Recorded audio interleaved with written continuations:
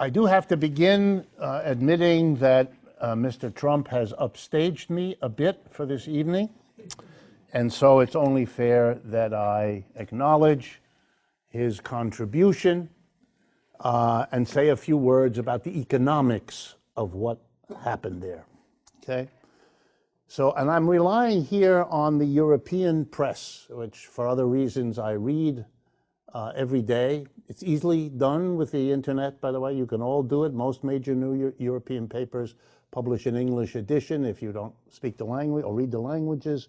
It'll give you a perspective on what's going on in the world you cannot get here, or at least it's very, very difficult. So what I'm about to tell you relies on that. The decision to assassinate a general in the Iranian military is also to be understood as a decision to assassinate a person who had a diplomatic passport. Under the rules of the world we live in, if you have a diplomatic passport, you cannot be arrested for anything. Some of you know that here in New York City is a continual problem because the diplomats don't pay their parking tickets. And they park wherever they want, and the New York police get upset, but they can't do anything because they have what's called diplomatic immunity. So we didn't obviously give this general a ticket, and we obviously didn't give this general an arrest. We just killed him, which strikes much of the world as an extraordinary act. If you remember that we are not at war with this country, and there is no military engagement that either side has entered into against the other, it becomes even more extraordinary. But I don't want to talk so much about that. I want to talk about the economics of it. What did it achieve? Well, it doesn't change anything on the ground. Nothing changes in Iran by killing a general. Really, nothing. Nothing changes on the military situation. He's replaced by the assistant general, who replaces him, as would happen anywhere. But there were some things that clearly have economic effects over the long haul. Number one, Iran, which like any modern society is full of disagreements and arguments and political, they are all united. Nobody disagrees that this was horrible. And whoever is in charge in Iran now has a solidarity for the economic changes they want to make and the political changes and the international changes that they did not have before. Mr. Trump provided the unity behind the government of Iran that it could not have done for itself. If you didn't understand that, you might have missed the most remarkable immediate effect. And that took place in Iraq, which is technically where the assassination happened, at the airport in Iraq. The parliament of Iraq, let's remember, the United States invaded Iraq back in 2003. The United States has operated, owned, and occupied that country for the last 17 years, during which nothing could happen that the American authorities, occupation, did not countenance or allow. And that was time it was thought necessary to make this country an ally of the United States. And so it was doubly remarkable that in the first act that parliament in Iraq could take after the assassination of that general was to vote overwhelmingly to expel all American troops from Iraq. If you didn't notice that, go read the papers, you'll find it. It's there. It kind of buried, but it's there. That's an extraordinary achievement. After 17 years, tens of thousands of dead people, an estimated $1 trillion of your money paying for all of that. And what they did was they offed the general, and they got a unanimity of hostility in a country we've occupied for 17 years. If you performed like that in a classroom in an American university, you'd get a real big F. You flunked. you failed. And I would urge you to understand that killing that general was an attempt to distract us from the failure that that whole operation was and is, by having a grandiose act at the end that could get a lot of attention, particularly from teenagers who think they're living in a comic book anyway, and for whom this kind of an event seems deeply significant. It's a symbol. What it ought to remind you of are those scenes in countless Western movies when the sheriff has once again failed to prevent a bank robbery. And as the outlaws are riding out of town with all the money that they took from the bank, and the sheriff is looking as stupid as he is, he turns to his deputy and says, "Round up the usual suspects," so he can look to be doing something. The Iraq War is a failure. By the way, let me tell you, that's a quote. And you know who it's a quote from? Donald Trump as candidate. The Iraq War is a failure. He blamed Obama. He blamed Obama for everything. He blamed him for that too. It's a failure. Wars are terrible. It's a waste. That's Mr. Trump. There was a wonderful video of Mr. Trump, and I believe it was in 2011, no, 2016, attacking Obama for threatening a war with Iran on the grounds that Obama was just using that to help him get elected. It's a wonderful video because Mr. Trump is denouncing Mr. Obama for what Mr. Trump is doing. You don't need anybody else. But in the euphoria that usually follows American actions like this, at least for a few weeks or months, you'll have to wait until the disaster of all this happens. Mr. Macron in France, a weak political leader, has already had to distance himself. Even the British, half of whom refer to their own leaders as America's poodle. Tony Blair earned that accolade. Even Mr. Johnson found it impossible to endorse the killing of that general. Wow. Wow. You will now see many, many parts of the world looking upon the United States over the last 3 years, having suddenly imposed tariffs on world trade, having suddenly changed its attitude towards immigrants into becoming a kind of a hateful rejecter, having spurned allies, having dropped out of the Paris Agreement around ecology and climate change, now showing that for the economics of electoral re-election programs, we are also now a nation that will find a diplomat somewhere that's convenient and symbolically attractive and kill him with a few others. Because of what? What does it affect? What do you think is going to come out of this that makes it justifiable to do such a thing? Well, the rest of the world looks in total disbelief.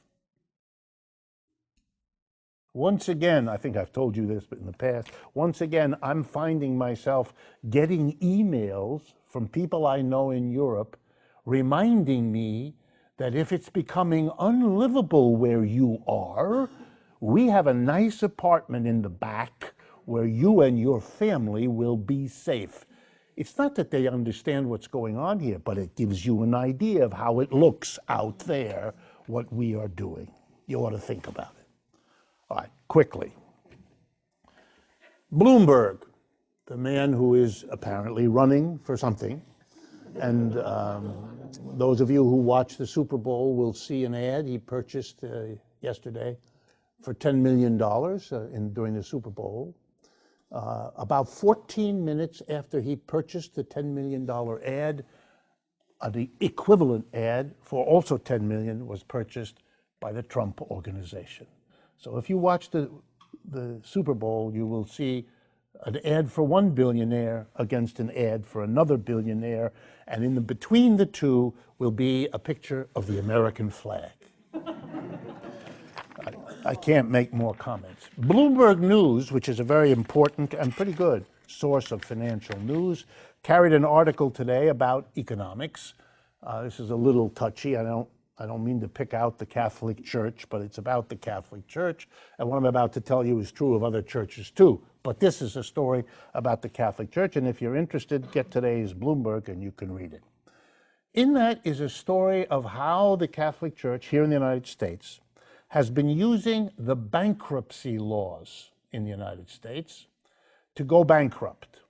Diocese after diocese across the United States is declaring bankruptcy. They've added up, Bloomberg did all this research, they've added it up, and the church has now shielded, by using bankruptcy, roughly $2 billion of wealth, because using bankruptcy allowed them to put that wealth out of the diocese and into the ownership of the particular parish within the diocese, and therefore the suits of the families whose kids were molested by pedophiles that you all know about can't get at that money because it's protected, since it isn't the diocese's property, because the diocese moved it into the parishes as part of the bankruptcy. The details are in the Bloomberg article. But I have to, it's who I am, and so I have to do this. When there's a struggle between religion and theology and the morality of religion on the one hand, and cold, hard cash on the other, I leave it to you to figure out who wins in that conflict. The church has hidden $2 billion so that it can't be distributed among the young people and the families of folks who were traumatized by being assaulted, men and women, as children in and by the church. Last thing, quick one. I'll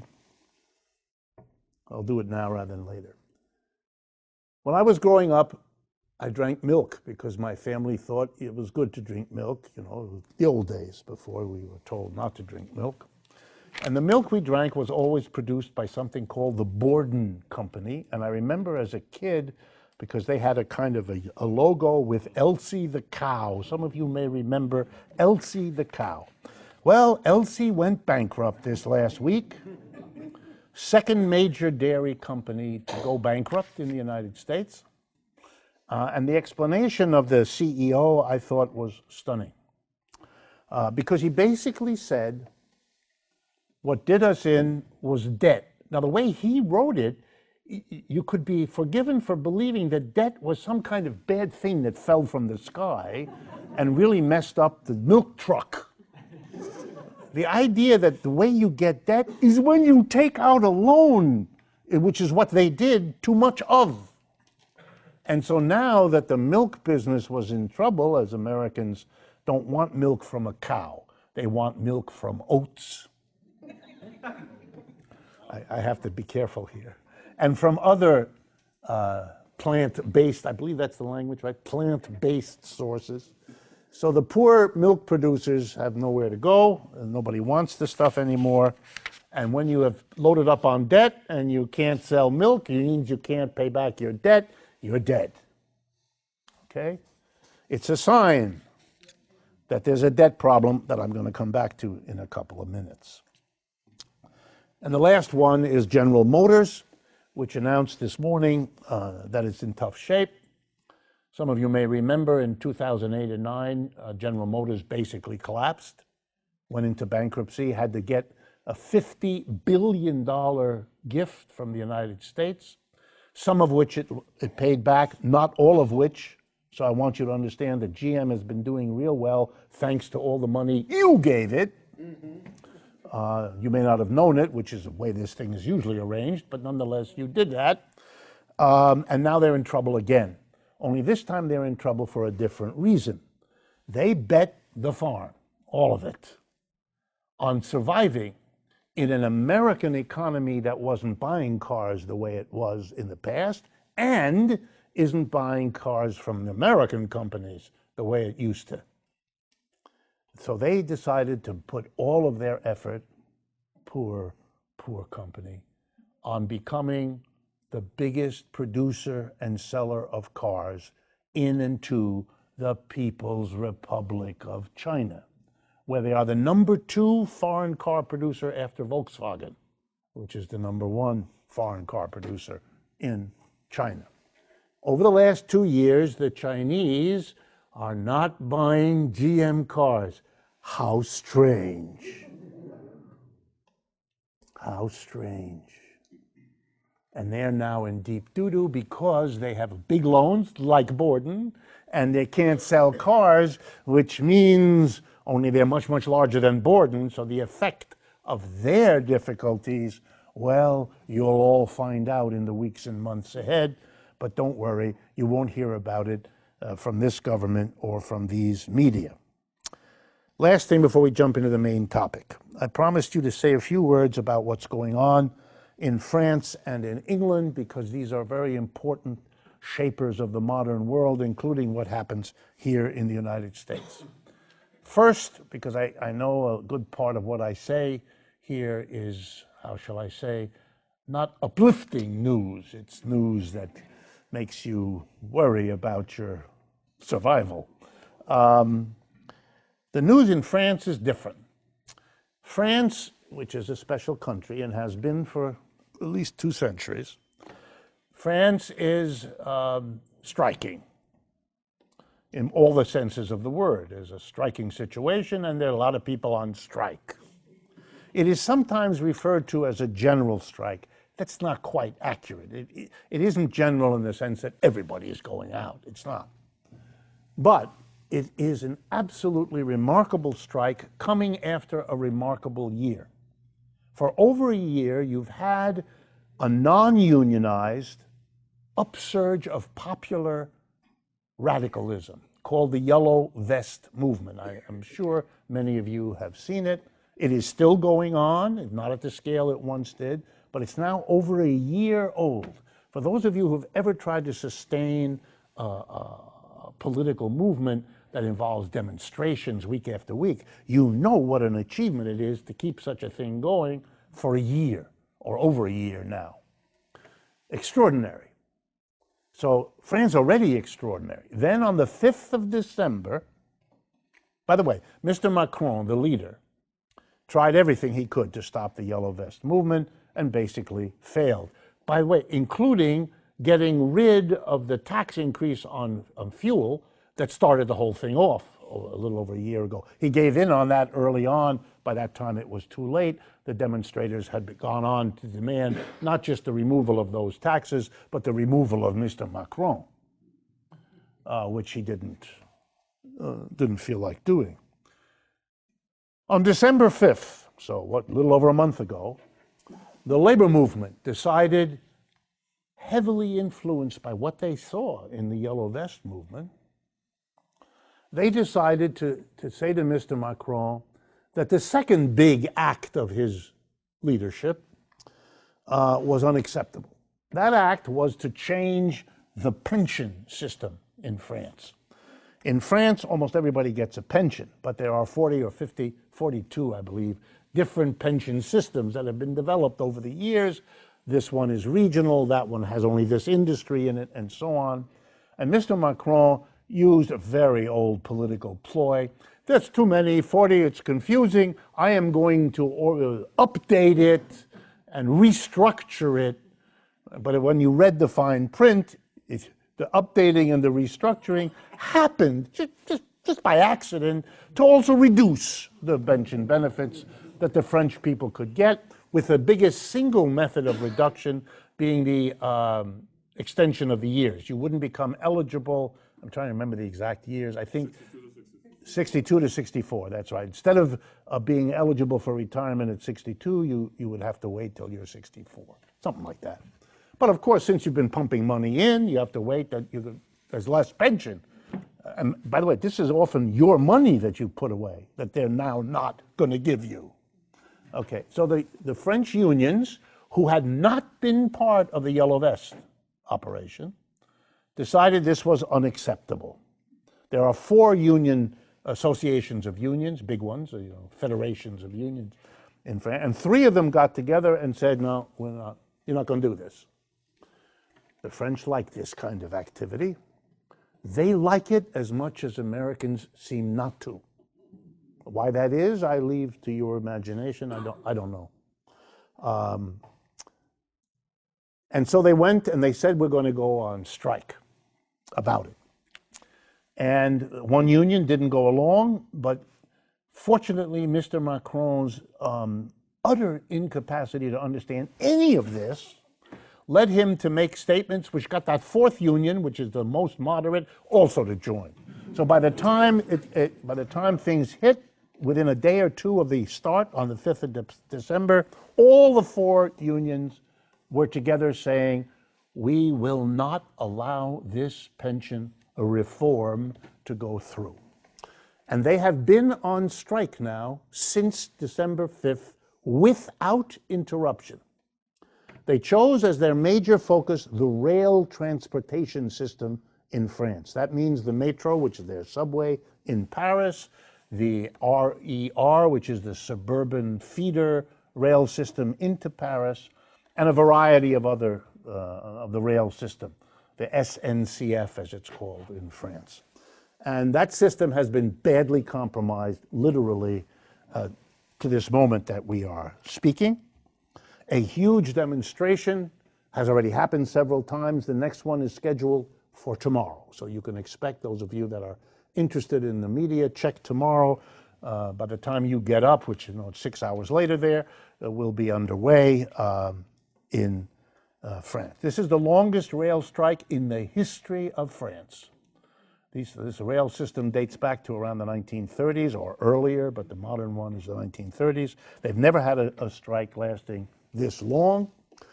In the early days of the strike, the public polling indicated a support of 56% of the French population polled. It has gone down a bit. It's now in the middle to high 40s. But this is a strike that has discombobulated transportation in that country for both the Christmas and New Year holiday period, which is probably a maximum travel time. To hold on to that part of the population, despite the inconvenience and despite the endless focus of the mass media on the inconvenience as a way to undercut support for the thing, is really extraordinary. There are 2 big demonstrations coming, one on the 9th, one on the 11th. It's mostly concentrated in Paris. France, if you know that country, is it's not that big a country, but Paris is its political, cultural, and virtually every other kind of center, so it's understandable. And the Yellow Vest was actually a bit more of the countryside than it was Paris, so it kind of balanced it. Yellow Vests have joined the unions who've welcomed them to march with them. Students have joined, and here's something for you to think about. So have students from the university, and the police have struck also in solidarity with them. Here's a clue to you. When there's a big strike and you don't like the government and the police join you, it's over. Now, it isn't yet in France because it takes time and the police waffle, but it's extraordinary. And Mr. Macron, you have to admire him. Well, I wouldn't go that far. He keeps talking like he was the leader of something, that he was the unifier of something. He can't unify a paper bag. He is what in America would be called a really big loser of everything that he has tried to do. But remember, he only won an election, the first round of that presidential election, by 2%. He got 21% of that vote. Jean-Luc Mélenchon, the left-wing candidate, got 19%. That was the difference. And under the French law, the top 2 run again. That was him and Le Pen, the right-wing quasi-fascistic nobody's going to vote. 20% of France will vote, which is serious enough, but that's it. And therefore, of course, he would win, just as Mr. Mélenchon, if it had been 2% different, would have been the leader now. So it's very important to understand mass uprisings in France. That's what this is. Now over a year and a quarter of mass uprisings that have changed the law, stopped the government, reversed policy. Notice what can be done if masses of people are mobilized and organized. The unions bring to these things really well-heeled organization. They are joined by the old leftist parties. Unions in France are very associated with those parties anyway and have been for a long time. Now the yellow vests, having a year of experience, they know how to do this. You've got a well-oiled, well-organized, self-conscious, mobilized mass of people, and they are making big changes. I urge those of you watching and those of you here to think about that and ask yourself under what conditions it might be transferred beyond the borders of France. The French Revolution in 1789, as you probably know from your history, transferred very nicely beyond France. Europe was never the same. There's no reason why that can't happen again. Across the English Channel, however, the story is a bit different. Britain. In Britain, the Labour Party, their left wing, their second party, suffered a catastrophic defeat since we last were in this room.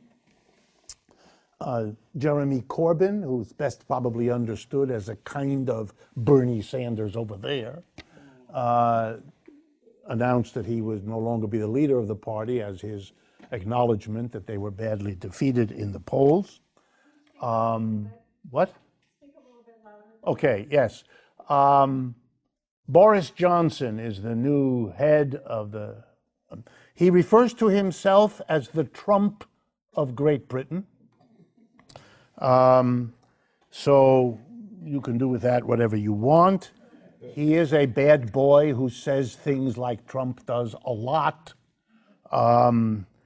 And he is now really in charge because he got a big majority in the parliament because of the defeat of the Labour Party. The Labour Party is now going through an internal search for who will replace Corbyn. There's, I think, 8 or 9 candidates, men and women, that come from the different wings of the Labour Party. And that will be fought out over the next few weeks. I wanted to say a few words to you about that defeat and what it represents, because the economics there are also very important. Britain has been, in many ways, a lesson that others around the world, particularly Americans, have worked really hard not to learn. Now, let's remember Britain.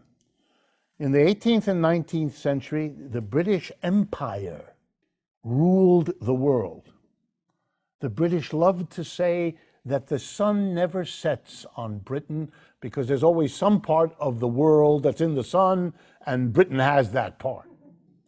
But try to think a little bit.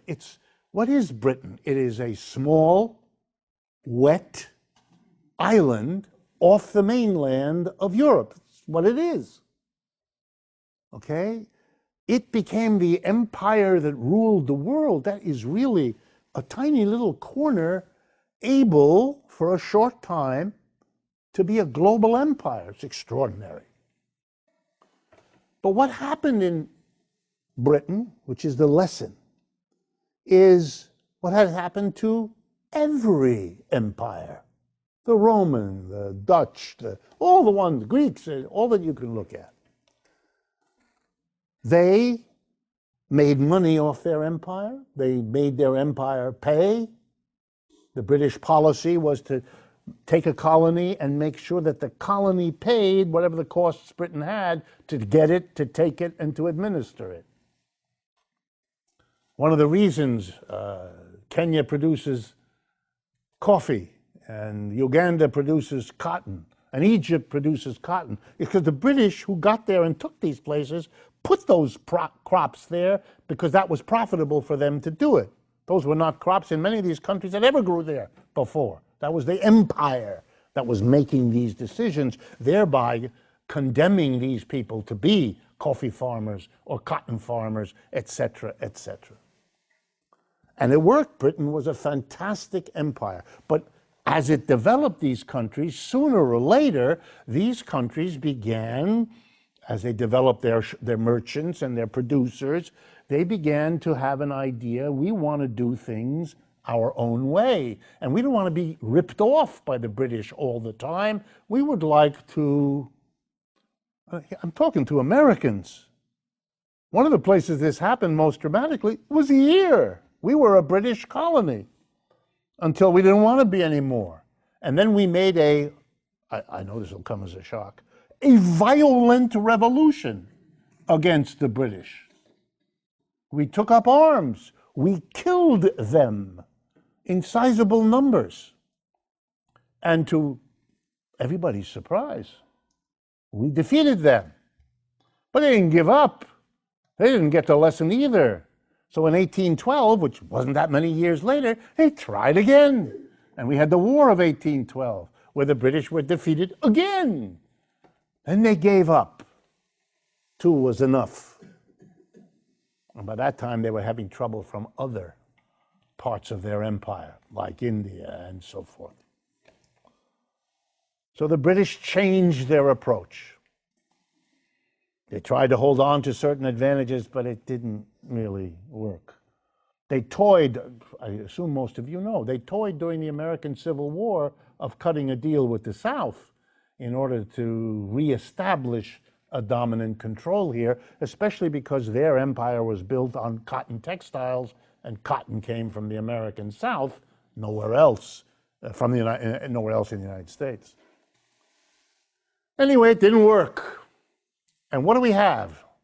By the beginning of the 20th century, the British Empire is over. Then over the last 100 years, we have a grand historical reversal.